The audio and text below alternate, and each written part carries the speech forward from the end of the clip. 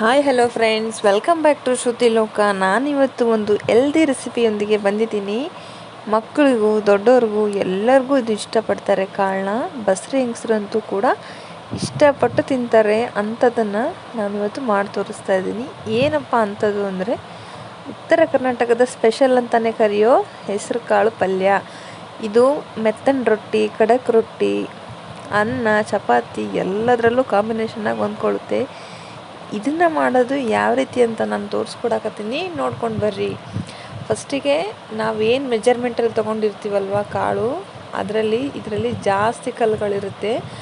ಇದು ನಾನು ಮಾಡ್ತಿರೋದು ಪಾಲಿಶ್ ಇರೋದಲ್ಲ, ಜವಾರಿ ಕಾಳು ಅಂತ ಕರೀತಾರೆ. ಇದರಲ್ಲಿ ಕಲ್ಲು ಮಾತ್ರ ಜಾಸ್ತಿ ಇರುತ್ತೆ. ಚೆನ್ನಾಗಿ ಜಾಲಿಸ್ಕೋಬೇಕು ನೀರಲ್ಲಿ. ಈ ರೀತಿ ನಾನು ತೋರಿಸ್ತಿರೋ ಥರ ನೀವು ಜಾಲಿಸ್ಕೋಬೇಕಾಗುತ್ತೆ. ಅಂದರೆ ಕಲ್ಲು ಮತ್ತು ಮರಳು ಏನಾದರೂ ಇದ್ದರೆ ಸಪ್ರೇಟ್ ಆಗುತ್ತೆ. ಹಂಗೆ ಡೈರೆಕ್ಟಾಗಿ ಹಾಕ್ಬಿಟ್ರೆ ಅಷ್ಟು ಚೆನ್ನಾಗಿ ಸಪ್ರೇಟ್ ಆಗೋದಿಲ್ಲ. ಅದಕ್ಕಾಗಿ ಒಂದು ದೊಡ್ಡ ಪಾತ್ರೆನ ತೊಗೊಳ್ಳಿ. ಚೆನ್ನಾಗಿ ಕಾಳುಗಳನ್ನೆಲ್ಲ ನೀಟಾಗಿ ತೊಳ್ಕೊಳ್ರಿ. ಅದಾದಮೇಲೆ ಒಂದು ಬಟ್ಲಲ್ಲಿ ನೀವು ಅಷ್ಟು ಕಾಳನ್ನ ಹಾಕಿ ಸ್ವಲ್ಪ ನೀರನ್ನೇ ತೊಗೊತಾ ಮೇಲೆ ಇರೋ ಕಾಳುಗಳನ್ನೆಲ್ಲ ಸಪ್ರೇಟ್ ಮಾಡಬೇಕಾಗುತ್ತೆ. ನೋಡಿ ಎಷ್ಟು ಕಲ್ಲುಗಳಿದೆ ಇದರಲ್ಲಿ, ನೀವೇ ನೋಡ್ಬೋದು. ನನಗೆ ಶಾಕ್ ಆಯಿತು. ಈ ರೀತಿಯಾಗಿ ಮಾಡಿದ್ರೆ ಕಲ್ಲನ್ನು ನೀವು ಈಸಿಯಾಗಿ ಸಪ್ರೇಟ್ ಮಾಡ್ಕೋಬೋದು. ಅದಾದ ನಂತರ ಒಂದು ಜಲ್ಡಿ ಇರೋ ಅಂದರೆ ತೂತಾಗಿರೋ ಒಂದು ಜಲ್ಡಿಲಿ ತಗೊಂಡು ಸೋಸಿರೋ ಅಂಥ ಕಾಳನ್ನ ಅದರಲ್ಲಿ ಹಾಕಿ ಎಲ್ಲ ನೀರು ಜಾಲಿ ಅಥವಾ ಸೋಸಿ ಹೋದಾದ್ಮೇಲೆ ಒಂದು ಬಾಣಲೆನ ತೊಗೊಂಡ್ಬಿಟ್ಟು ನೀವು ಕಾಳನ್ನ ಸಪ್ರೇಟಾಗಿ ರೋಸ್ಟ್ ಮಾಡ್ಕೋಬೇಕಾಗತ್ತೆ. ಯಾಕಂದರೆ ರೋಸ್ಟ್ ಮಾಡಿದರೆ ತುಂಬ ಟೇಸ್ಟ್ ಚೆನ್ನಾಗಿ ಬರುತ್ತೆ. ಅದಕ್ಕಾಗಿ ಈ ರೀತಿ ಒಂದು ಘಮಾನ ಸ್ಮೆಲ್ ಬರೋವರೆಗೂ ರೋಸ್ಟ್ ಮಾಡ್ಕೊಳ್ಳಿ. ಅದಾದ ನಂತರ ಕುಕ್ಕರ್ಗೆ ಹಾಕ್ಬಿಟ್ಟು 3ರಿಂದ 4 ವಿಸಿಲ್ ಆದರೆ ಜಾಸ್ತಿ ಆಗುತ್ತೆ. 3 ವಿಸಿಲ್ ನಾನಿಲ್ಲಿ ಹೊಡೆಸ್ಕೊಂಡಿದ್ದೀನಿ. ನಿಮಗಿನ್ನೂ ಗ್ರೇವಿ ಥರ ಬೇಕು ಅಂದರೆ 4 ವಿಸಿಲ್ ಕೂಡ ಆಗ್ಬೋದು. 3 ವಿಸಿಲೇ ಇಲ್ಲಿ ಕನ್ಸಿಸ್ಟೆನ್ಸಿ ಕರೆಕ್ಟಾಗಿ ಬರುತ್ತೆ. ಅದಾದ ನಂತರ ಸ್ವಲ್ಪ ಮಿಕ್ಸಿ ಜಾರ್ಗೆ ಹಸಿಮೆಣಸಿನ್ಕಾಯಿ, ಹಸಿ ಬೆಳ್ಳುಳ್ಳಿ, ಸ್ವಲ್ಪ ಉಪ್ಪನ್ನು ಹಾಕಿ ಮಿಕ್ಸಿ ಮಾಡ್ಕೊಳ್ಳಿ. ಇದಕ್ಕೆ ಮಸಾಲೆ ಬೇಕಲ್ವ, ಅದಕ್ಕಾಗಿ.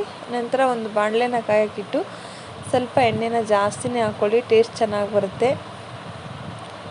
ಸಾಸಿವೆ ಜೀರಿಗೆನ ಹಾಕಿ ಚಟಪಟ ಅಂತ ಸಿಡಿದಾದ್ಮೇಲೆ ಇದೇನು ಮಿಕ್ಸಿ ಮಿಶ್ರಣ ಮಾಡ್ಕೊಂಡಿರ್ತೀವಲ್ವ ಅದನ್ನು ಕೂಡ ಇದರಲ್ಲೇ ಹಾಕಬೇಕಾಗುತ್ತೆ. ಯಾಕಂದರೆ ಹಸಿ ಮೆಣಸಿನ್ಕಾಯಿ ಅಲ್ವಾ, ಘಾಟ್ ಹೋಗೋವರೆಗೂ ಚೆನ್ನಾಗಿ ಸ್ವಲ್ಪ ಹೈ ಫ್ಲೇಮಲ್ಲೇ ಇಟ್ಟಿರಿ ಫ್ಲೇಮ್ನ.